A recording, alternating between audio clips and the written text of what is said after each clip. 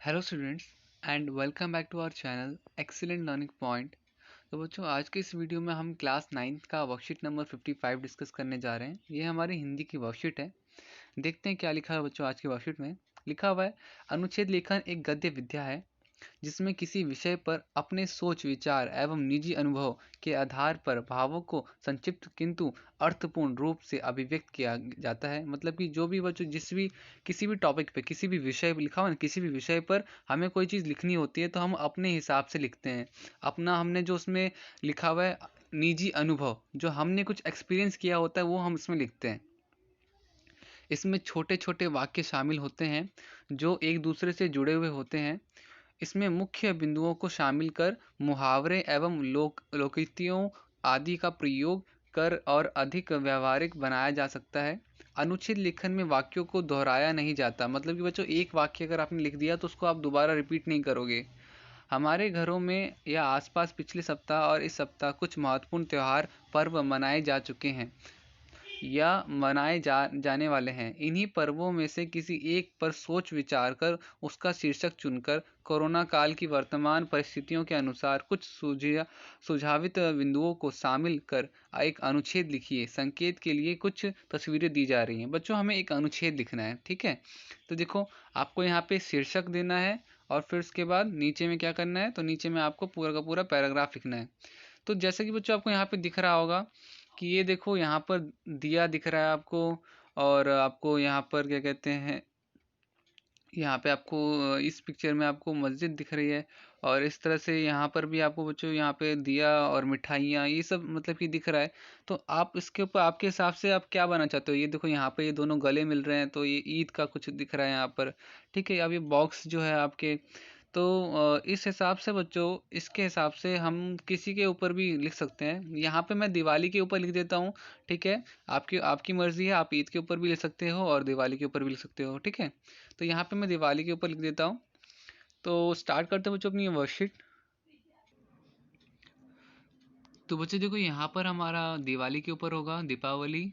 तो आप प्लीज़ इसको अच्छे से लिख लीजिएगा, दीपावली। और यहाँ पर लिखा हुआ है, दिवाली देश के मुख्य त्योहारों में से एक है। यह प्रत्येक वर्ष कार्तिक मास की अमावस्या को मनाया जाता है।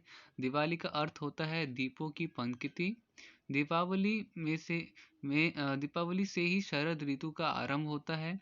यह माना जाता है कि इस दिन भगवान श्री राम 14 वर्ष का वनवास पूरा करके अयोध्या वापस आए थे और उनके अयोध्या आने की खुशी में सभी अयोध्या वासियों, तो बच्चों यहाँ पे सभी अयोध्या वासियों ने मिलजुल कर दीप जलाकर उनका स्वागत किया था, खुशियाँ मनाई थी। इसलिए इस दिन को प्रत्येक वर्ष दीपावली के रूप में मनाया जाता है। दिवाली से पहले लोग अपने घरों तथा दुकानों की साफ सफाई करते हैं। लोग अपने घरों दुकानों तथा फर्नीचर पर रंग रोगन करवाते हैं, मतलब कि जो पेंट करवाते हैं। दिवाली दिवाली के दिन शाम को लोग अच्छे अच्छे व नए कपड़े पहनते हैं। रात्रि के समय घरों घरों व दुकानों में धन की देवी लक्ष्मी तथा गणेश को स्थापित कर उनकी पूजा की जाती है। तरह तरह के पकवान बनाए जाते हैं। अपने मित्रों तथा रिश्तेदारों को मिठाइयाँ आदि बाटी जाती हैं। ये हो गया बच्चों। फिर उसके बाद आप और लिख सकते हो, घर को चारों तरफ से रोशनी से जगमगा दिया जाता है। लोग अधिक से अधिक दीपदान करते हैं और रात भर घर में रोशनी की जाती है। यह बच्चों की प्रिय त्योहार होता है। व्यापारी वर्ग इस दिन अपने पुराने खाते बंद करके नए खाते शुरू करते हैं। इस दिन उनका नया लेखा वर्ष प्रारंभ होता है। कुछ लोगों की मान्यता है कि यह दिन जुआ खेलने मतलब इस दिन जुआ खेलना चाहिए, परंतु यह पूरी तरह से गलत है। यह खुशियों का त्यौहार है, इसलिए इस दिन हम किसी प्रकार की गलत मान्यताओं को नहीं मानना चाहिए। बहुत से बच्चे इस दिन पटाखे जलाते हैं तथा लोग आतिशबाजी द्वारा अपनी खुशियों को प्रदर्शन करते हैं और अधिक से अधिक धन खर्च करते हैं, परंतु हमें ऐसा नहीं करना चाहिए क्योंकि आतिशबाजी और पटाखों से काफ़ी प्रदूषण फैलता है और तथा हमारे वातावरण को गंदा करता है। इसलिए हमें इसी त्यौहार को खुशी से मनाना चाहिए तथा खुशियों का आदान प्रदान करना चाहिए। कोरोना नामक महामारी के कारण इस वर्ष हमें सभी त्योहारों को अपने ही घरों में तथा संयमित तरीके से मनाना होगा और एक दूसरे से संपर्क में आने से बचना होगा, क्योंकि हमें अपने और अपने परिवार की सुरक्षा का ध्यान रखना होगा। तो बच्चों, यही था आज की वर्कशीट में। उम्मीद करता हूँ सारी चीज़ें आपको समझ में आ गई होंगी। तो आज की वीडियो में इतना ही, बाकी मिलते हैं नेक्स्ट वीडियो में। तब तक के लिए bye bye and take care.